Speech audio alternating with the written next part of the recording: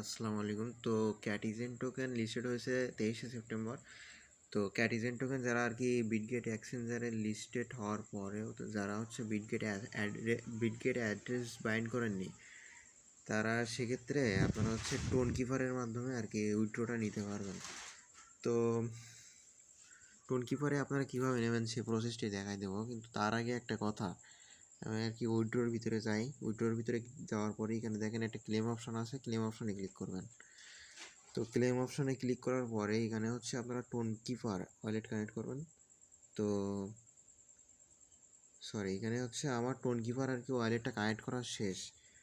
তো এখানে হচ্ছে আপনারা আমি লগ আউট দিয়ে আবার দেখাই কানেক্ট ওয়ালেট। এখানে হচ্ছে টোন কিপার এই অপশানটা ক্লিক করবেন। টোন কিপার ক্লিক করার পরে এখানে একটু লোডিং নেবে, একটু লোডিং নেওয়ার পরে এখানে হচ্ছে আপনাদের টোন কিপার ওয়ালেটটা আর কি কানেক্ট হয়ে যাবে।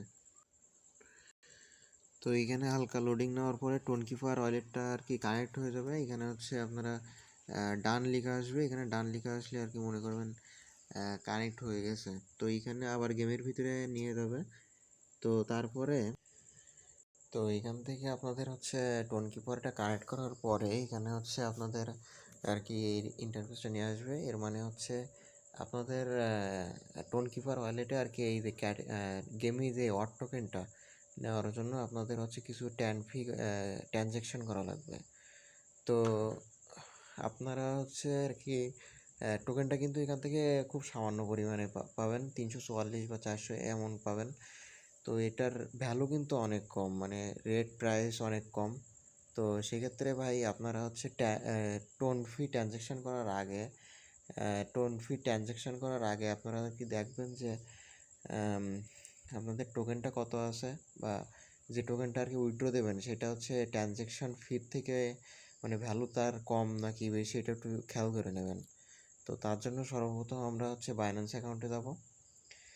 তো বিটগেট অ্যাকাউন্টে যাব, কারণ টোকেন তো বিটগেট অ্যাকাউন্টে আপনার লিস্টেড হয়েছে। তো বিটগেট অ্যাকাউন্টে যাওয়ার পরে এখানে হচ্ছে সার্চ বক্সে লিখব ওয়াট ইউএসডিটি। তো ওয়াট ইউএসডিটি এখানে হচ্ছে ট্রেডে ক্লিক করার পরে এখানে হচ্ছে আপনারা প্রাইসটা দেখতে পাবেন। তো প্রাইসটা এখানে হচ্ছে 0.00089।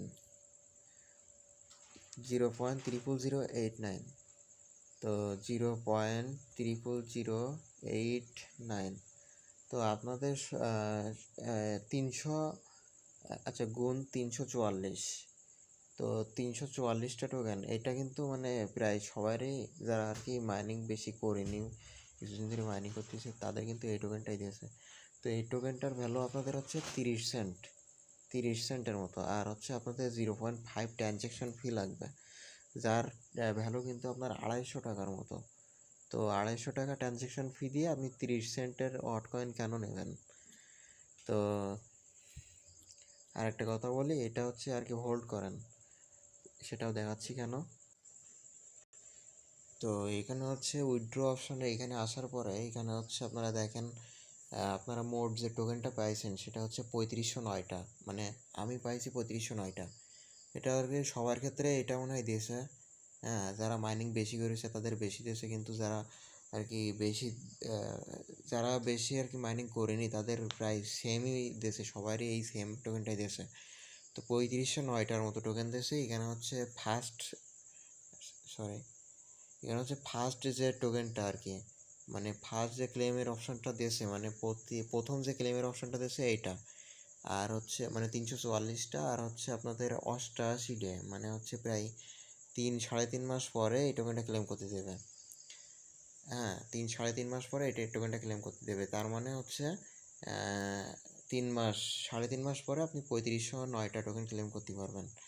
তো 3509টা টোকেন 3.5 মাস পরে ক্লেম করতে পারবেন। তো 3.5 মাস এই বটেই হোল্ড করেন, কারণ কি জানেন, আপনারা হচ্ছে 3.5 মাস পরে যে এই টোকেনটা মানে টোটাল যে অ্যামাউন্টটা আপনারা উইথড্র দিতে পারবেন, এই উইথড্রটা দিতে গেলেও আপনাদের যে গ্যাস ফি লাগবে, আপনারা এখন যদি 344টা টোকেন উইথড্র দেন তো সেম গ্যাস ফি লাগবে।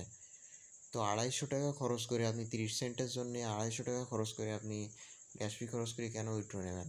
তো আপনারা এই যে 3.5 মাস বটে ওয়েট করেন, বটে হোল্ড করেন। টোকেন হোল্ড করার পরে 3509টা টোকেন একেবারে একসাথেই উইথড্র নেবেন, মানে ওই সেম গ্যাস ফি দিয়ে। তো এখন আপনারা দেখেন, আপনারা উইথড্র করবেন টোন ফি দিয়ে নাকি হোল্ড করবেন 3 মাস, 3 মাস পরে এই সেম গ্যাস ফি দিয়ে আর কি টোকেন উইথড্র করবেন। আর টোকেনটা কিন্তু আর কি পাম্প করেছিল 0.0018 পর্যন্ত। এখান থেকে আর কি টোকেনটা রেট বাড়ার সম্ভাবনা খুব কম, মানে এটা বাড়বে না বললেই চলে, এখানে রেট আরও কমবে। তো 3 মাস হোল্ড করেন, 3 মাস হোল্ড করেন। এখান থেকে যদি গ্যাস ফি থেকে 3 মাস পরে হোল্ড করার পরে যদি গ্যাস ফি থেকে টোকেনের ভ্যালুটা আর কি বেশি হয়, তো সেক্ষেত্রে আপনারা এখান থেকে উইথড্র করে নেবেন। আর এক্সচেঞ্জার মানে কোনো প্রজেক্ট লিস্ট হওয়ার আগে যদি এক্সচেঞ্জারে উইথড্র অপশন দেয়, তো সেক্ষেত্রে এক্সচেঞ্জারে যদি আপনারা উইথড্র দেন, তো সেক্ষেত্রে তো গ্যাস ফি কাটে না।